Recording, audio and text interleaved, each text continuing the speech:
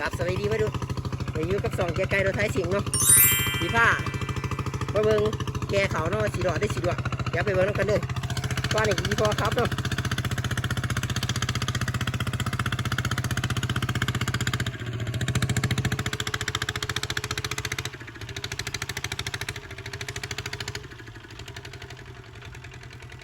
สีผ้าขามขันนี้เนาะให้กระดุมร้ายไม่น่าเลย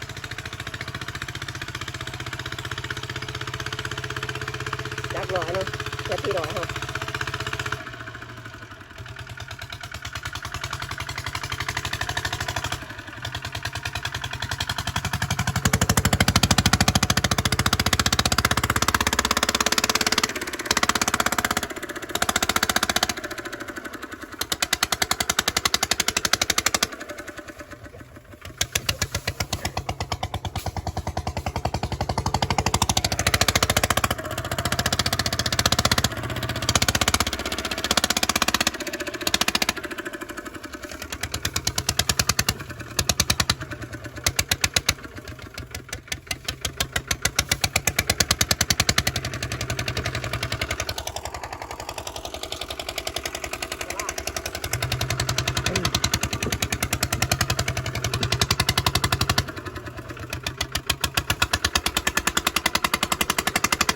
ไปเบิ่งกันยาวๆเลยทุกคน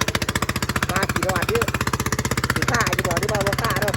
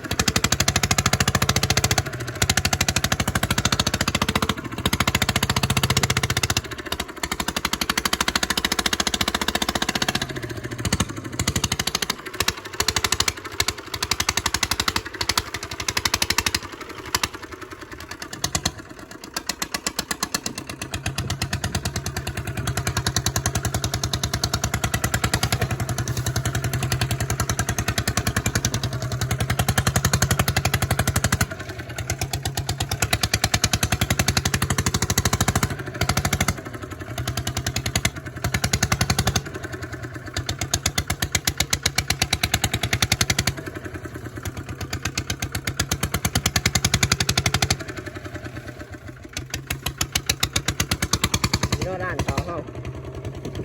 ตอนนี้กำลังโขงพระตอนมันอยากเติมนะ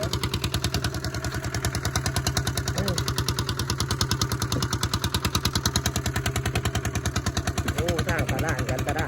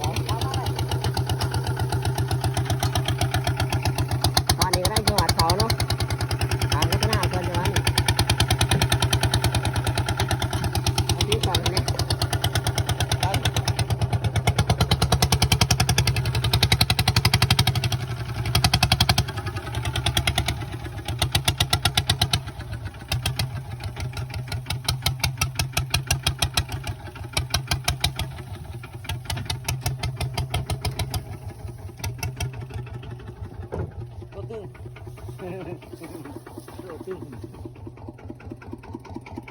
ดี๋ยวคนเก่าก่อนเนาะเดี๋ยวพากลับเมื่อจะทายเบิ่งอีกตอนนี้ก็พ้นขึ้นแล้วเนาะเดินหอเป็นเดินตอนนี้ แม่บุ้ง เดี๋ยวแข่งอีพอครับเนาะมาสิเจนดื้อกล่องเองตอนนี้ก็เต็มรถแล้วไปเบิ่งน้ำกันเด้อว่าสิฆ่าหรือบ่ฆ่าเนาะ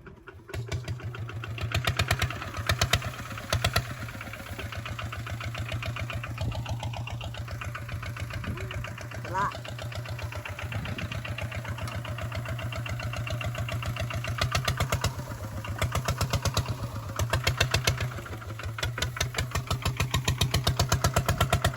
โอ้ลมเป็นลม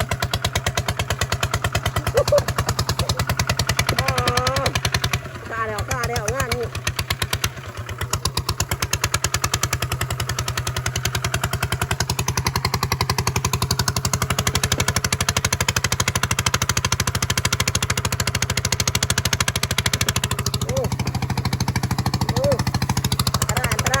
ดึกหลาย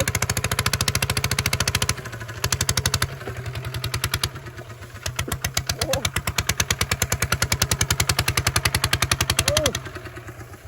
้เดึกเป็นเดึกเฮ้ย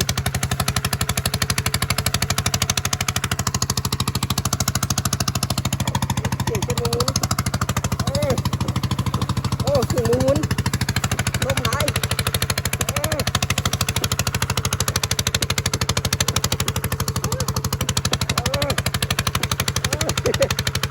อันตราย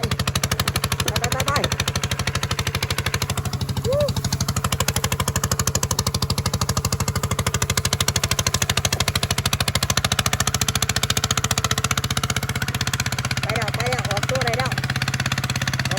ตอนนี้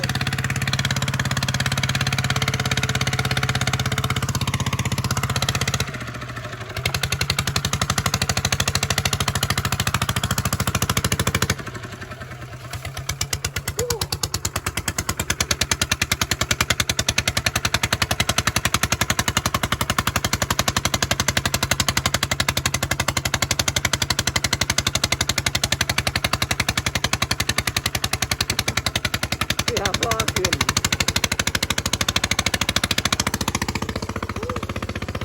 ลมร้ายตอน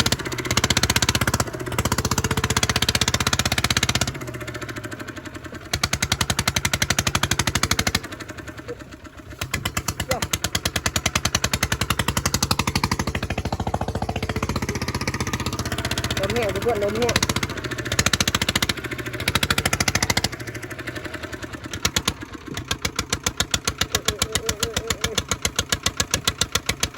ไปด้วยสไลด์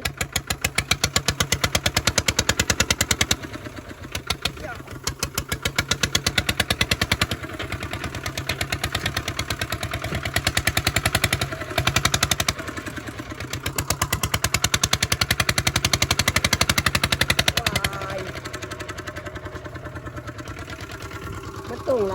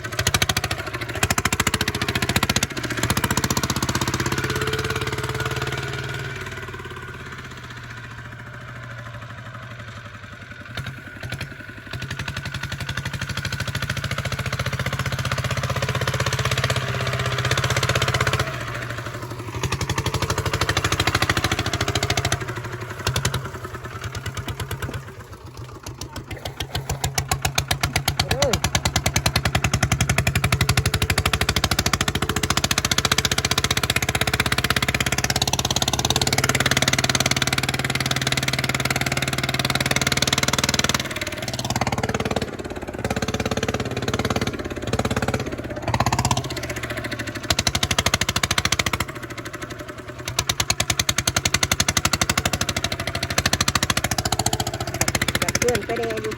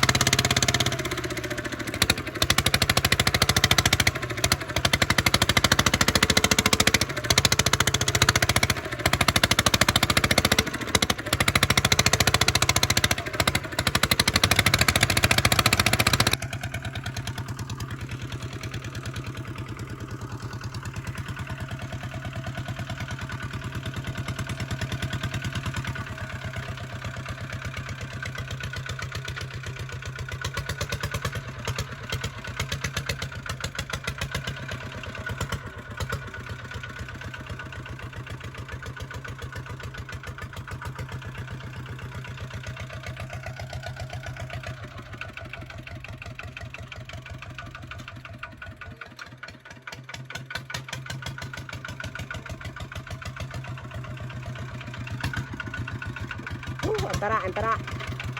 ตอนนี้ถอดลาดไปทีเรียบร้อยเนาะ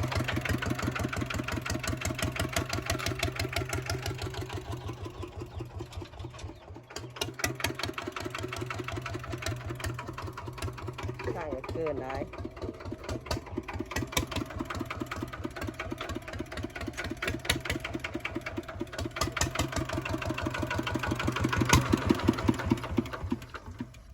หลับ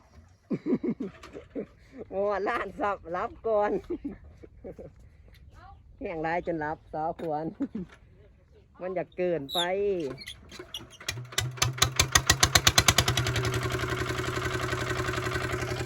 ตลาดได้เนาะแห้งได้จนรับ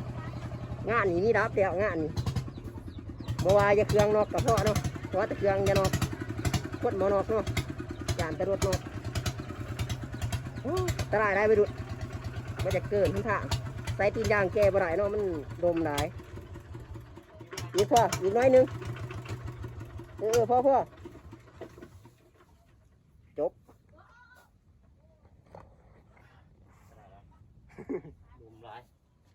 ไปขอเวลาเอาเขาลงอีกเดี๋ยวสิไปเอาอีกรถหนึ่ง2 รถไปแล้วคือชิงสิเบิดเดี๋ยวสิถ่ายให้เบิ่งไหมเนาะขอเวลาเอาเขาลงก่อน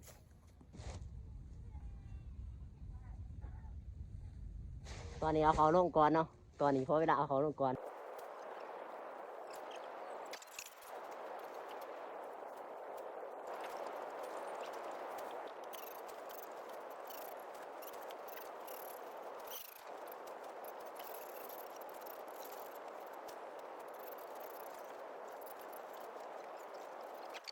เดี๋ยวสิลงแปลอีก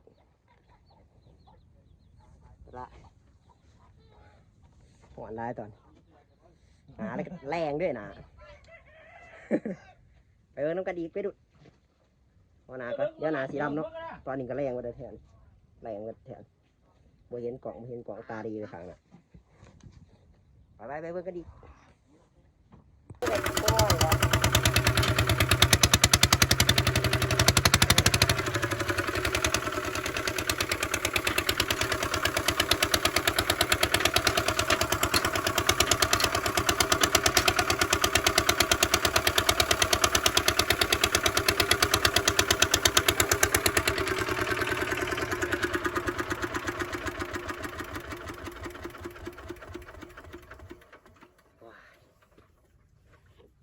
นี่ตอนนี้ก็ค้นใบผ่าตั้งในยานพ้นมาแล้วสิค้นขึ้นรถไปอันตรายอะไรต่างๆก็ได้เดี๋ยวไปเบิ่งน้ำกันอีกทุกคนบาสีดวงหรือสีดอดเนาะไปเบิ่งน้ำกันเด้อบัดตอนเอาเขาขึ้นเดียวตอนขึ้นมาถึงตอนนี้ขอเวลาเอาเขาขึ้นก่อนไป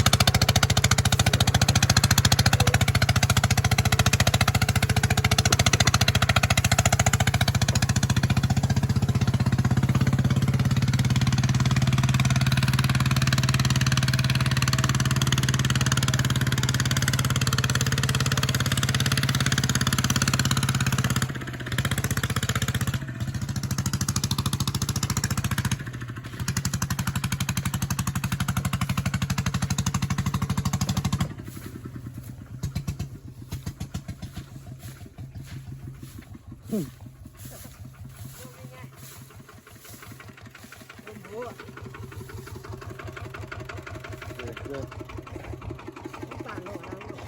่อม้วน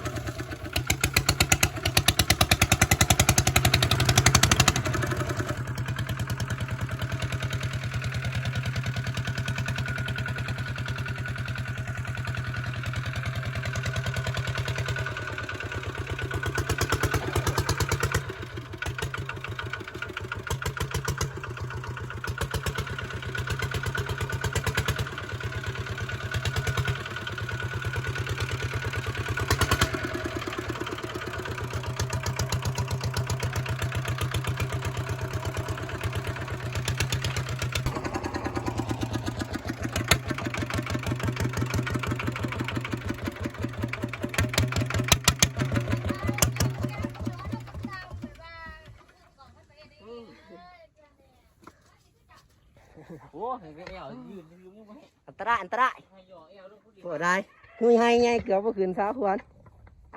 เมื่อยไปไปเดี๋ยวเอาเขาลงก่อนเมื่อยเอาไปอีก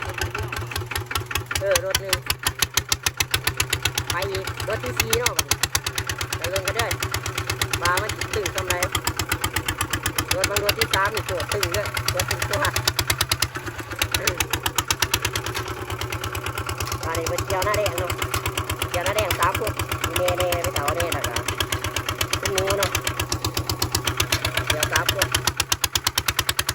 รถสองมัดหนึ่งรอรถกระดักนี่ตอน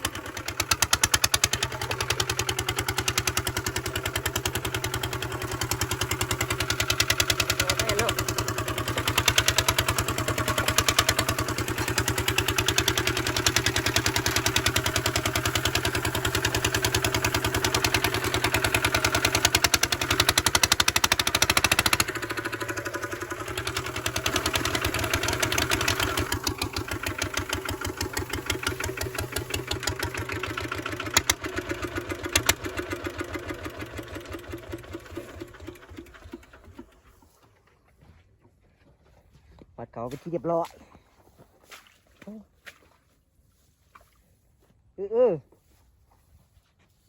ไปเขาขึ้นรถอีกสิบท้ายให้เบิ้งเนาะเดี๋ยวคลิปเป็นสียาวเกินเอาขึ้นเนี่ยยังถ่ายให้เบิ้งตอนออกไปไปเบิ้งก็ได้ออกนะเราไม่ดู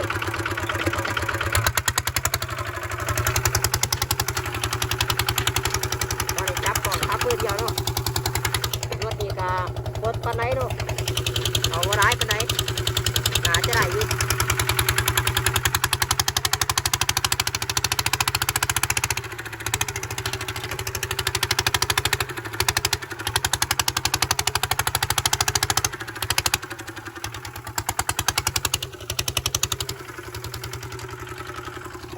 เขาทีเนี้ย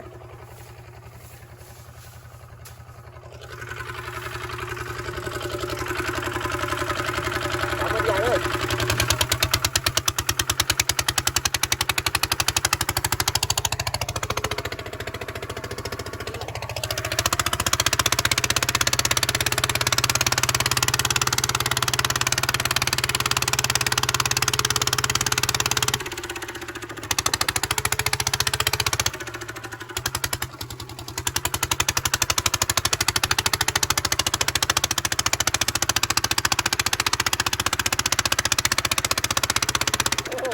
ตัวนี้บ่ซ่าเขามันบ่ร้ายเนาะ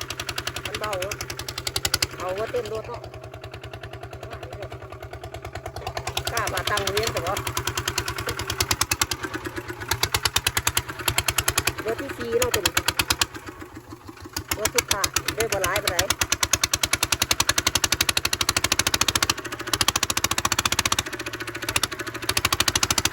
หลังเป็นหลัก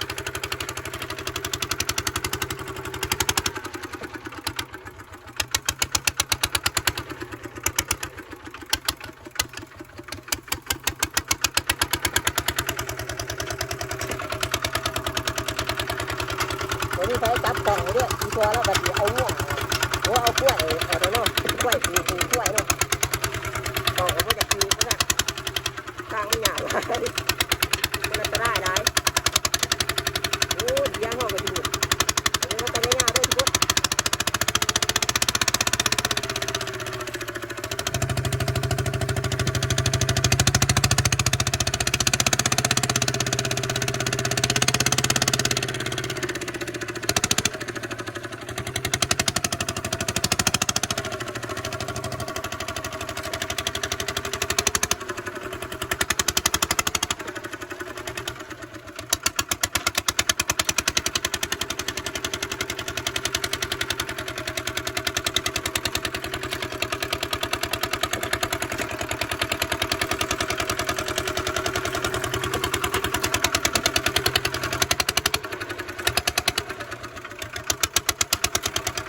สบายเลย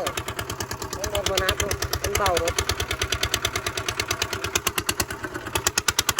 บัวก้าที่เนาะรถโบนัสไปไหนถ้ารถนัดไปเนี่ยเลยรถโบนัสหนาจะไม่ค่า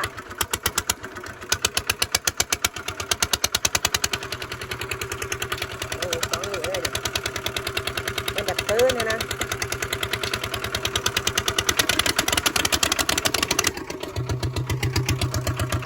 มันกัดที่มาแล้วตอนภายในเฮาต้นเดี่ยวแล้วเนาะรถที่ขายแล้วโอ้ต้นที่มาแล้วข้างว้ายมันคือต้นที่มาแล้วทุกคนมาลวดตัวอย่างเราเข้าแล้วเนาะเอาต้นเดี่ยวแล้วรถที่ขายแล้วเอาขวานเนาะ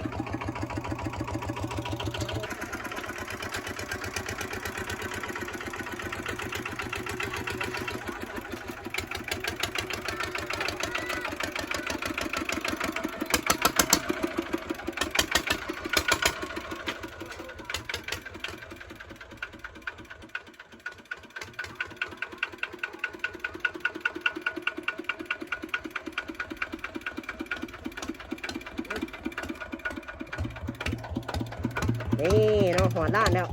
รถที่สายแล้ววันนี้รถของหัวเป็นหัวตอนยางหัวด้วยประมาณนี้เนาะเซตที่ดอกเฮา